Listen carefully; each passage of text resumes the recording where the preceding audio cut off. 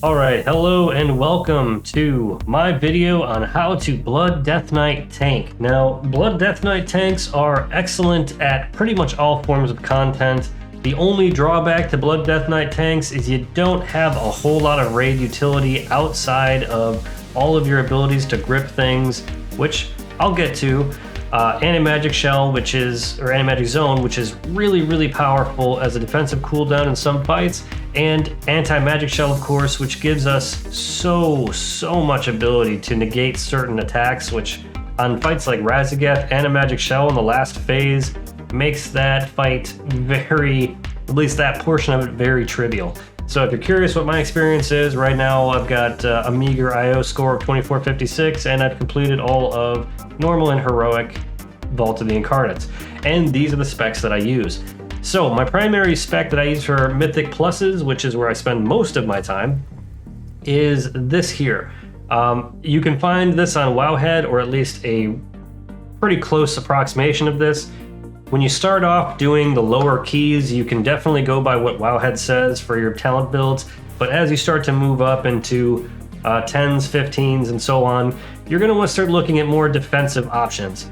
And some of the best advice I can really give you is to stay current on that. Just go on the Raid.io website, and you can find a just ton of other Blood Death Knights that are topping the charts, doing 26s, and take a look at what they do. And I'm not saying copy it specifically, but take a look at what they're doing, and that's the kind of stuff that you can start using. And some of these are going to be very key specific. So the baseline stuff that you're going to want to make sure you have is all this stuff through here. Blinding Sleet is an excellent cooldown. Wowhead will try to tell you to take Permafrost. I'm not a fan of it. Go with Blinding Sleet, because using that, at least in a Mythic Plus scenario, is super useful. It disorients, so it's pretty much a mass interrupt, as well as it'll slow things down for you, which sometimes you may need to do if you need to kite a little bit. You also have Permafrost if you're doing the raids. This gives you more of a shield just from your normal melee attacks, which is good. So Icebound Fortitude, some people will take Icebound Fortitude and Acclamation, so you have a shorter cooldown on Icebound Fortitude. I find that's not necessary most of the time.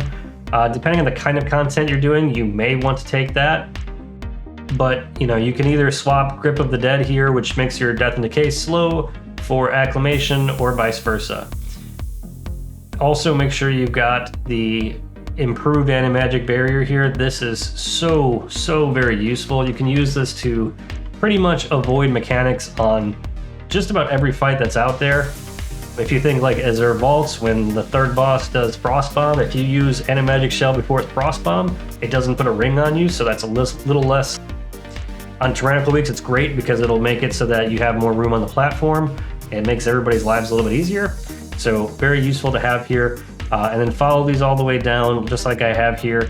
One thing that's different in Dragonflight from the previous is that Death and Decay, if you're standing in it, you get 5% haste. You also get, from another skill over here, you do 5% more damage and 5% and receive 5% more healing from all sources when you're standing in your Death and Decay. So kind of like Paladins, Prot Paladins are tied to their Consecrate. Death Knights are kind of in that same boat.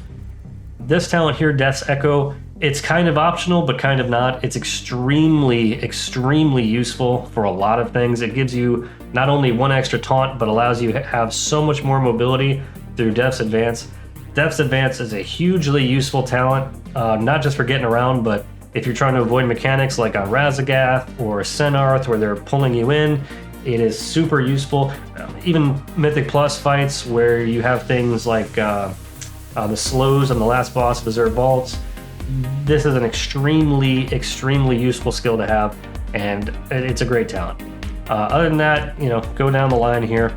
You could swap out a point here somewhere. If you're doing lower keys, you can get rid of Grip of the Dead and Acclamation, instead get a rank of Unholy Bond. That's not a terrible talent to have either.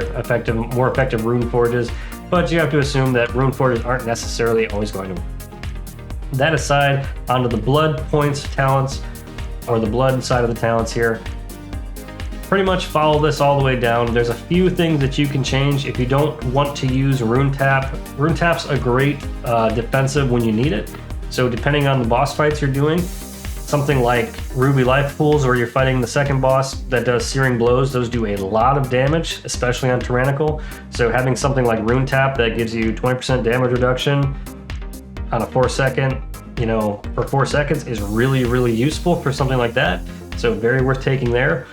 You might not need it for other content though, that the damage is more consistent and just kind of a straight line all the way through. So kind of up to you on whether or not you want to take that one. If you don't want that, I would suggest throwing it into either improved Vampiric Blood or just another point into Red Thirst so you can get more Vampiric Bloods. This talent here, Improved Heart Strike, you don't necessarily need this. If you want to do more damage, you can put the points there, or you can put the points into Improved Vampiric Blood, or you could get it into something like Heartbreaker for a little extra RP. But I like to go down this way because this is a more defensive-minded build. You definitely want to take things like Tombstone. You absolutely are going to want to have Dancing Rune Weapon. That is huge. You want Hemostasis. You want Relish in Blood. You want all the way down through here the Voracious for increased healing from Death Strike. Absolutely critical. Shattering Bone. Very, very good because we're constantly... This basically just gives you just a constant level of throughput. So whenever you're in your Death and Decay, again, if you get hit by something, it shatters or uses up a Bone Shield charge, it'll do damage. When you use Tombstone, that's 5 sets of this damage. So, going by the tooltip here, that's something like 5,000, 8,000 damage. And if you triple that, it's around 24,000 damage to everything around you. So that's very, very good. Purgatory, in the past, it's been kind of optional depending on the content you're doing. I recommend it, especially if you're new to Death Knight tanking, because damage can be very, very spiky. And if you happen to mess up a little bit, you can really have things go sideways. So you should definitely take that. If you weren't going to take that, you don't necessarily need Heartrend. The only reason you're getting Heartrend is so you can get to Purgatory. You could swap this over into Gorfien's Grasp and Tightening Grasp. These are actually also very useful for certain weeks. If you're doing Sanguine one week, that is a great time to use Gorfien's Grasp because you can more easily pull things out. And in normal weeks, it's also useful for just getting things maneuvered into the spots you want them. And then the Tightening Grasp part of it here, you just take enemies that are hit by it will get 5% increased damage. Now, useful thing for that, if you are using Gorfien's Grasp on a thing that can't be moved, the thing that can't be moved will not actually take the damage debuff, but everything else that is near it will get the damage debuff. So kind of a way around that, if you wanted to use this on a boss just for some extra damage or something that can't be moved with for extra damage, basically hit F1 target so that you target yourself, use Gorfien's Grasp, and the debuff will apply to all the things around you so that they will all be pulled to you or at least get that debuff, and you can use it on even bosses to get extra 5% damage for about 15 seconds, which is good. Ironheart, very important, increases your blood shield's duration and the absorb amount. Absolutely huge for us. And some people like Bloodshot, some people don't. Bloodshot is very kind of situational. If you're playing well, Bloodshot is well worth it. If you're not playing well, Bloodshot, you'll basically never get the increase from it. So just have to kind of be aware of that. When you're starting out, you maybe don't need Bloodshot. You can maybe put that into Red Thirst. If you already have a point of Red Thirst, you could maybe even put in Umbilical Eternus here, because that's something to give you an extra little bit of damage. But yeah, so that's pretty much the way talents go. They're flexible to a point. There's just some points that you absolutely need. Most of what I have here is absolutely needed, except for what I just talked about. So let's move on to stats real quick. So talking about stats, your biggest stat, most important, is going to be your mastery. That is your highest priority, is to get mastery on everything you possibly can. When you gem, you want to gem for mastery. Next up is basically a balance between haste and critical strike, with versatility kind of filling in the rest. There's not a whole lot of difference between the secondary stats other than mastery. They're not going to give you, they're all going to be useful, and you kind of want to have just sort of a balance, because past a certain point, you're not going to get a whole lot more out of it than you would if you just used a good balance of stats. So try to keep these somewhat even. I don't have versatility that high because the gear I've got doesn't necessarily have it. I would like to get more, but just try to keep these pretty much balanced is about it. And then for enchants, things like your cloak, you can get homebound speed. I try to put speed on things because Death Knights are typically a very slow class, so the more speed that you can put on your gear when it comes to either leech or if you have a choice between avoidance and speed, I usually go with speed because avoidance only applies to AoE damage, and you usually have something like Magic Shell or Rune Tap for that kind of stuff, so it's usually not an issue. The next thing being the 4-set bonus. So the 4-set bonus is actually it's neither great nor is it bad for us. So if you don't have the 4-set bonus, don't sweat it too much, but you do want to get it because overall it is just a basic throughput increase for us, because you're going to get, every time you use a bone shield, one, you have a chance to get back a rune, which is great, gives you more runic power, gives you more things to hit. And then the other thing is bone shield charges. Every time you use up 10 of them, which will happen very frequently, you will get 10% more damage and haste for 10 seconds, and you can keep that up quite a bit. You should have a lot of uptime on that if you're fighting large groups. And as long as you're getting hit, that's doing a lot of good stuff for you. As far as weapons go, use your Rune of the Fallen Crusader enchant and a Howling Rune of whatever rank you can get for your flask or file. Glacial Fury is a good one for Mythic Plus. If you wanted to get the Elemental Chaos, that's also not bad for raiding. Really up to you on that. I like to go with Glacial Fury, just get a little extra damage because I don't typically find myself needing a whole lot of extra or a lot of extra, stats, secondary stats. I like the extra damage on the AoE groups. So that's pretty much it. And like I said, gems, you want to get primary stat is always better than secondary stats, but yeah, haste and mastery, try to kind of balance things out. I think I went with haste because it's a little bit cheaper at the time. I might change those at some point. But that being said, that's pretty much all the things here. If you want to look at trinkets, there's a lot of good trinkets out there. Ruby Whelp Shell is very good if you train it throughout the week. Just basically click on yourself and use it every week or every day of the week, and you'll get a little message. And essentially, he's going to give you either, I think it's mastery or haste, maybe critical strike, but he gives you a buff, like a significant amount of buff, which is fantastic. It does a lot of help for you. Also possibly can potentially heal you, which is good. So that's a good trinket. The best thing you can get, from what I understand from Sims, is going to be the All Masters Totem, which should do a lot of damage, because every time something hits you, you have a chance to switch your stance and do damage to everybody. So that's a very good one. This one here, the Decoration of Flame, is not bad either. It's an absorb shield, kind of goes out, hits everything, does an absorb shield on you, then comes back. Some people like it, some people don't. Another good one for Mythic Plus is the Whetstone, but good luck getting it. If you do want to try to get the Whetstone from Court of Stars, just make sure when you loot the chest, you have your loot spec set to Unholy or Frost, because that will only drop for DPS classes. It will not drop for your blood spec, because reasons. All that being said, let's get to the actual rotation here. So your rotation for Blood Death Knight, fairly simple. It's not so much a rotation as much as a priority list. So we'll go up against Boulder Fist here to just give you an idea of how that works. Whenever possible, you want to try to throw your Death and Decay up. You'll get your Dancing Rune Weapon going. Go ahead and use your Empowered Rune Weapon. Whenever you use Dancing Rune Weapon, it's a good idea to use Tombstone so you can reduce the cooldown on your Dancing Rune Weapon. And then you're basically going to use whatever you've got on cooldown here. Depth's Caress, you want to keep using that so that you make sure that you're keeping your Bone Shield charges high.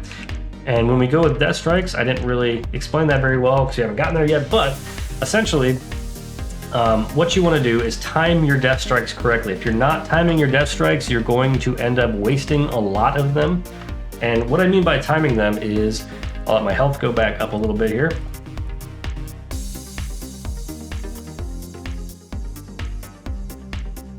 Need some food to make that go. I guess I gotta get out of combat with them. Cool. So we'll get my health back up and then we'll start that again.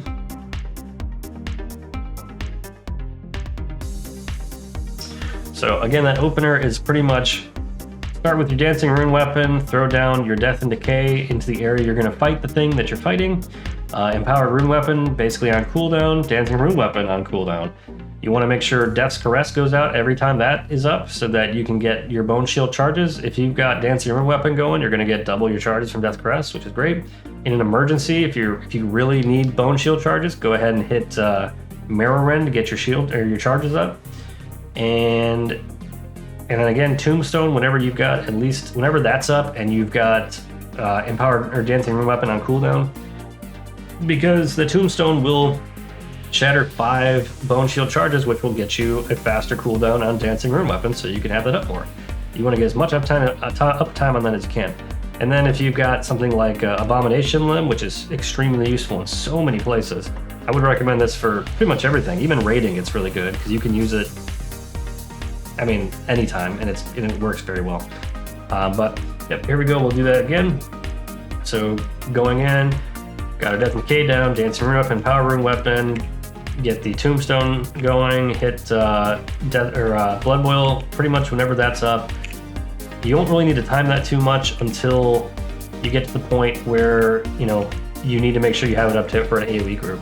But what you want to do here is keep an eye on what damage you're taking. I have a couple add-ons to kind of give me an idea of where my Death Strike's going to heal to. But you're basically looking for when you take a hit, and that's when you're going to use your Death Strike. You don't want to use it when your health is 100% full because you're not going to heal anything. You won't get much of an Absorb Shield. And you don't want to use it when you haven't taken a hit, if avoidable, because then you are going to also not get as much of a Blood Shield. You get more of a Blood Shield the more you heal. So that's what you want to do. So, you know, see, as I take hits, I'll, you know, Death Strike. But you also don't want to, you know, overcap your runic power. So if your RP is above 100, then you probably should just go ahead and use a Death Strike. But try to keep at least one available at all times, because that's going to make your life a lot easier. And you can see, like, I've got this Absorb Shield just rolling along. Took a few hits and everything's good. And we're just going, we got 60% increased damage from him right now. We're going to see how high we can get this. Essentially, Death Knights can last a very long time. Also, don't forget you have things like Raised Ghoul. You also have Lichborn, which gives you a damage reduction as well. 15% is very good. And don't be afraid to use your damage reduction cooldowns. So, Icebound Fortitude, if you don't have a plan for when you're going to use it, just use it. It is more often better to just use. And here's a 2,612 critical strike from my Ruby Wellpling. Very, very useful. But yeah, so I'm kind of getting off my topic here, so I'll use Vampiric Blood to get myself up a little bit. But yeah, here we go. Just really hitting things as much as I can, getting plenty of heals from my own self-sustain here. We're up to 10 for the Uber Strike, so that's a pretty decent amount. Also, Slappy Hands here, Abomination Limb, whenever you can use it. If you don't, again, with your cooldowns, if you don't have a specific thing you're saving it for that's coming up soon, just use it. Because a cooldown not used is a cooldown wasted. If like, there's really no reason not to use something. If you save, if you save Icebound Fortitude for 3 minutes to use, like, for the time that you're going to use it, you basically wasted a cast of it for no real reason. You might as well use it, because otherwise, what's the point of having it? And again, try to keep your Death and Decay going. That will help you get more heals, it'll help you stay alive, it'll give you more haste, it'll give you more runes, it'll give you more of everything. So try to stay in that as much as you can. Sometimes it is absolutely worth it to hard cast it, and if you can keep it on cooldown, it's actually going to make things better, because when you get your Crimson Scourge proc, it's going to refresh it anyway. So good to keep it going. We're up here to 15, and even when I've made some mistakes, I'm still able to stay alive here just fine. And we'll start using Rune Tap just because I've got it, and I don't want to be a hypocrite. But we'll keep the Death and Decay rolling. Some weak auras that you can make for yourself, or you can probably find. I've made a weak aura for Death and Decay, so it tells me if I've got a Death and Decay charge up, and if I'm not in the Death and Decay to get the buff from it, it's going to let me know so I can do what I need to do. Use your rituals as well. I'm using Arcane Torrent when it's up, gives me a little extra runic power. And again, just timing the Death Strikes, like I said, you'll know when you're going to start running into trouble. A good healer for a Blood Death Knight knows when to heal the Blood Death Knight. Is basically, if you're a healer and you're healing a Blood Death Knight, you just want to look at the runic power. If you see that their runic power is empty and their health is getting low, then yeah, you're going to need to give them some heals. Otherwise, you can basically just leave them alone and ignore them, because their health is basically like parkour all the time. See how we're going. We're up to 20 stacks here, looking pretty good. Still haven't even used Icebound Fortitude, just to kind of make a point I don't have to use it. But you see, we're taking some pretty good hits here every now and then, when we do get hit. The more crit you have, the more parry you have also. They are directly related, so that is also another reason why crit's great. It's not just for damage, it's also good for your healing, or for your avoidance and mitigation. So, yep, taking big hits, hitting Death Strike, starting to get a little bit low. Starting to get there, still doing okay. And empowered weapons, so we get more RP. Yep, definitely taking some big time hits these days. I'm gonna go ahead and use Icebound Fortitude. And this is it. This is basically all you need to do as a Blood Death Knight. The more you can keep track of things, I'm not doing a great job of keeping track of things because I'm talking so much. But, I mean, it's not a terrible rotation, but you can kind of tell when I was screwing up, things can go south very quickly. When you're not managing your RP and you're not keeping track of things, you can definitely have a bad time. So, see, big hit there, definitely got to heal. Can wait a little bit, try to get my health back up. Another big hit, so you gotta make sure you Death Strike after the big hits. And if you can't stay in the Death and Decay, you'll definitely have a better time doing that. Use your Vampiric Blood when you can. Keep your Bone Shield up. Because if you don't have Bone Shield up, you're gonna find yourself having a very bad time.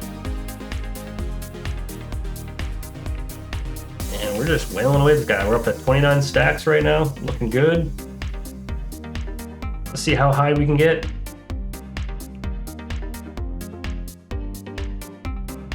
At this point, like when I'm not taking a lot of damage, it's a great time to stockpile some RP.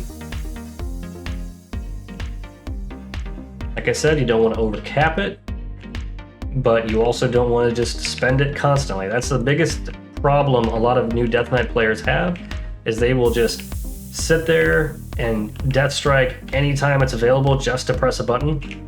Believe me, it is better to wait a moment, make sure that you have everything you need. And again, don't forget cooldowns, use them. If they're up, you might as well use them. Got Lichborn up, got damage coming in, might as well use it.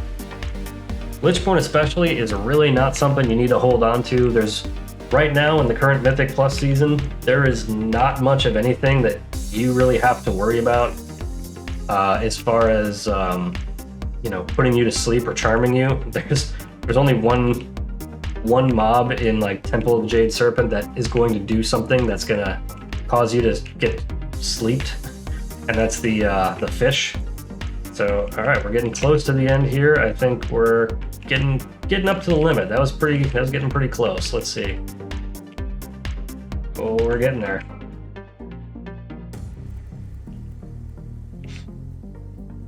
But he's doing 360% of his normal damage here. It's a lot. See what kind of healing done per second. So you see here, the more damage I'm taking, the more healing I'm gonna be doing. That's just the way it works. That's how Blood Death Knight is. Take more damage, heal more. That's about it. Very similar to the way Warrior works with taking damage, ignore more pain. So, yeah, things going pretty well. Try to keep that health up as much as possible. Just use Vampiric Blood sometimes because gotta make sure to keep the Death and Decay down. Start using some Rune Tap every now and then. Taking some good sized hits. I want to see if we can get up to 50. I think we can get to 50. 50 stacks is a good amount. Oh, left my Bone Shield. Yeah, Bone Shield almost dropped off there. That was bad. So I did make some nice little bars here that kind of keep me reminded that I need to help me mitigate my Bone Shield falling off. It also yells at me, calls me an idiot when I screw it up. So useful stuff there. Ooh, getting close. Almost got into purgatory. See those big heals coming out there. Just a lot of healing here. Up to 45. And I got Icebound Fortitude up. I think I can make it. Let's get that Icebound Fortitude going. Also, don't forget, so some of the things that you can do at the beginning of Mythic Pluses that people don't really realize right away. is Slappy Hands here. If you use that, you know, as the timer's going, you are actually able to get a full charge. Ooh, that was a big hit. You're actually going to be able to get a full charge of 10 bone shields. It's either 9 or 10 bone shield stacks when you start the dungeon, which is fantastic. It is a huge buff to be able to do something like that, so make sure you're doing that whenever possible. Hopefully people will do what they're supposed to do and do a timer before you start the dungeon, but they don't always. But take advantage of it before that dungeon starts, right before the key goes in. Just go ahead and get yourself some free bone shield stacks. Almost died again. See how quick the health goes down? If you were a healer, you would hate this.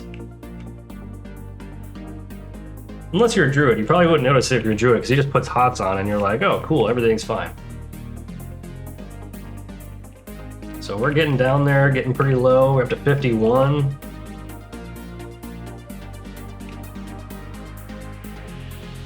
Doing great things here, and the more runic power you spend, the quicker you get vampiric blood off cooldown, the more you can do bigger heals. We're up to 65 healing per second right now. 65k rather. Gonna pepper in some more rune taps. Yeah, make sure you're keeping that blood shield up. Huge, huge, huge. Oh.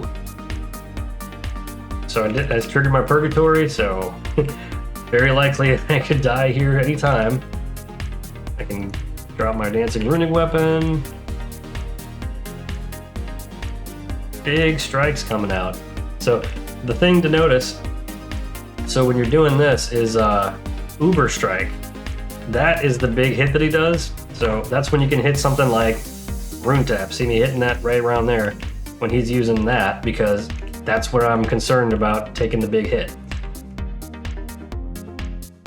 So I got my, went ahead and used Lichborn there to make sure I got plenty of mitigation going when that came up. And this is what I'm talking about. If you just hit the buttons without any thought to how you're doing it, you're going to end up dying. You can die very quickly. But if you're playing it correctly, you're able to heal, you're able to keep yourself alive. I mean, look, we're up to 70k healing per second. Oh, there we go. So there is a limit though. There is definitely a limit. So almost made it to 60 stacks. That's a lot. So that's pretty good. So yeah, that's pretty much it. If you guys get any questions, comments, wanting to add anything, or maybe I missed something, or hey, maybe you got something that I didn't talk about that I probably might, maybe you already know.